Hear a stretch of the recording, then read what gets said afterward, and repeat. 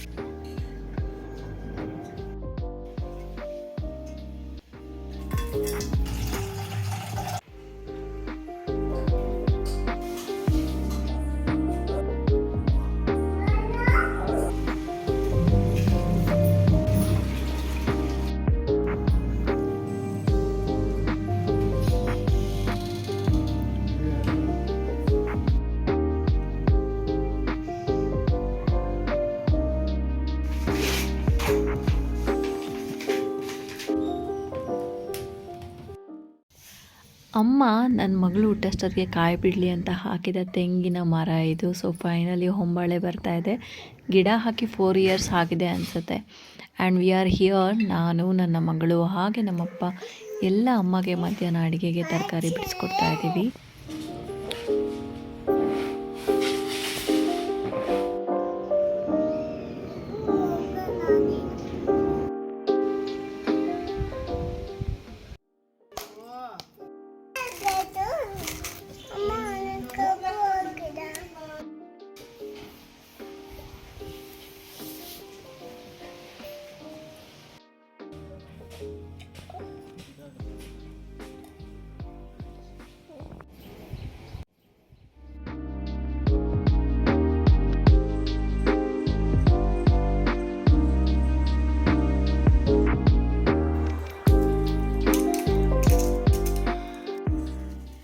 It's Monday morning. ಇವತ್ತು ಬ್ರೇಕ್ಫಾಸ್ಟ್ಗೆ ಮಗಳು ಶಾವಿಗೆ ಉಪ್ಪಿಟ್ಟು ಕೇಳಿದ್ಲು, ಸೊ ಮಾಡ್ತಾ ಇದ್ದೀನಿ.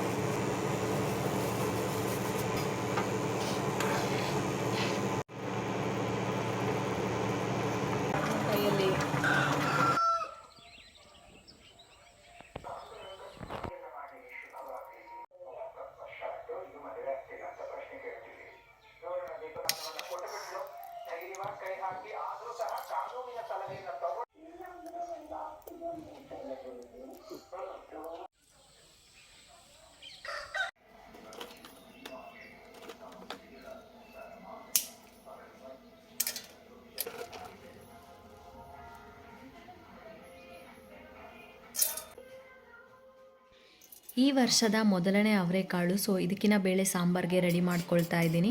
ಇದಕ್ಕೆ ಬೇಕಾಗಿರೋದು ಚಕ್ಕೆ, ಲವಂಗ, ಮೆಣಸು ಮತ್ತು ಡ್ರೈ ರೋಸ್ಟ್ ಮಾಡ್ಕೊಂಡಿರೋಂತಹ 4ರಿಂದ 5 ಮೆಂತ್ಯ ಕಾಳು, 1/4 ಸ್ಪೂನ್ ಜೀರಿಗೆ ಆ್ಯಂಡ್ ಆಯಿಲ್ ಫ್ರೈ ಮಾಡ್ಕೊಂಡಿರೋಂತಹ ಈರುಳ್ಳಿ, ಬೆಳ್ಳುಳ್ಳಿ, ಶುಂಠಿ. ಕೊಬ್ಬರಿ ಫ್ರಿಜ್ಜಲ್ಲಿತ್ತು, ಅದಕ್ಕೆ ಅದು ಸ್ವಲ್ಪ ಬಿಸಿ ಮಾಡ್ಕೊಳ್ತಾ ಇದ್ದೀನಿ. ಗಸಗಸೆ, ಎಳ್ಳು, ಮಸಾಲೆ ಪುಡಿ, ಚಿಲ್ಲಿ ಪೌಡರ್ ಹಾಕ್ಕೊಂಡು ರುಬ್ಕೊಂಡ್ರೆ ಬೇಕಾಗಿರೋಂತಹ ಮಸಾಲೆ ರೆಡಿ ಆಗುತ್ತೆ. ಕೊಬ್ಬರಿ ಒಂಚೂರು ಕಡಿಮೆ ಆಯಿತು ಅನಿಸ್ತು, ಸೊ ಇನ್ನೊಂದು ಕಾಯಿ ಹೊಡ್ಕೊಂಡು ಹಾಕ್ಕೊಂಡೆ.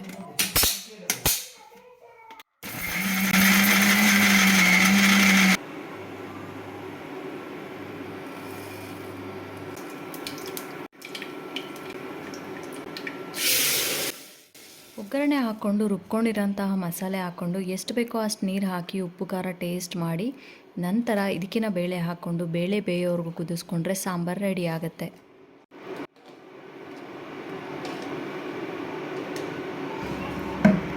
ನನ್ನ ಕಸಿನ್ ಒಬ್ಬರು ಪ್ರೀವಿಯಸ್ ವಿಡಿಯೋ ನೋಡಿ ಸಜೆಸ್ಟ್ ಮಾಡಿದರು ದ್ಯಾಟ್ ಮುದ್ದೆ ಒಂದು ಕೈಯಲ್ಲಿ ಅಷ್ಟೇ ಮಾಡ್ತಾರೆ ಅಂತ. ಆ್ಯಂಡ್ ಅದಕ್ಕೆ ಟ್ರೈ ಮಾಡಿದೆ. ಬಟ್ ನಾನು 2 ಕೈ ಯೂಸ್ ಮಾಡಿದ್ರೇ ಅದು ರೌಂಡ್ ಶೇಪ್ ಬಂದಿರಲ್ಲ. ಇನ್ನು ಒಂದು ಕೈಯಲ್ಲಿ ರೌಂಡ್ ಶೇಪ್ ಮಾಡೋದು ಕಷ್ಟ ಆಯಿತು. ಸೊ ಬ್ಯಾಕ್ ಟು ನಾರ್ಮಲ್, ಅಂದರೆ ನಾನು ಮತ್ತೆ 2 ಕೈಯಲ್ಲೇ ಮಾಡೋ ಥರ ಆಯಿತು.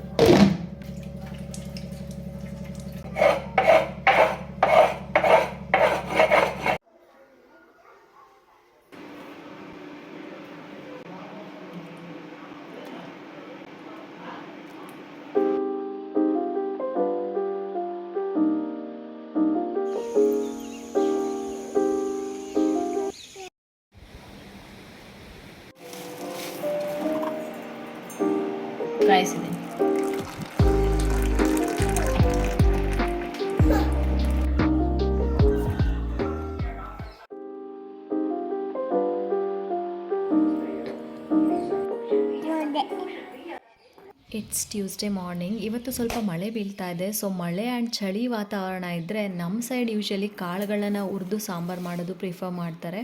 ಸೊ ನಾನು ಸಹ ಇವತ್ತು ಹುರುಳಿ ಕಾಳನ್ನು ಹುರಿದು ಅದರಲ್ಲಿ ಸಾಂಬಾರು ಮಾಡ್ತಾಯಿದ್ದೀನಿ.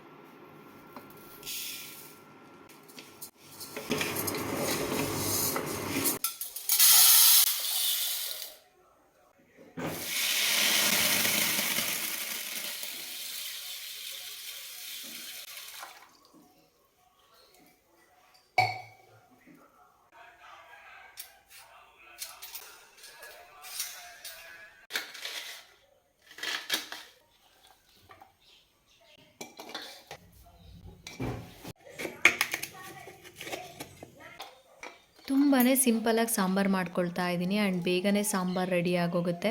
ಹಾಫ್ ಈರುಳ್ಳಿ, 1 ಟೊಮೆಟೊ, ಸ್ವಲ್ಪ ಕೊಬ್ಬರಿ, 1.5 ಸ್ಪೂನ್ ಸಾಂಬಾರು ಪುಡಿ, ಜೀರಿಗೆ ಮತ್ತು ಸ್ವಲ್ಪ ಹುಣಸೆಹಣ್ಣು ಹಾಕ್ಕೊಂಡು ಮಿಕ್ಸರ್ಗೆ ಹಾಕ್ಕೊಳ್ತೀನಿ.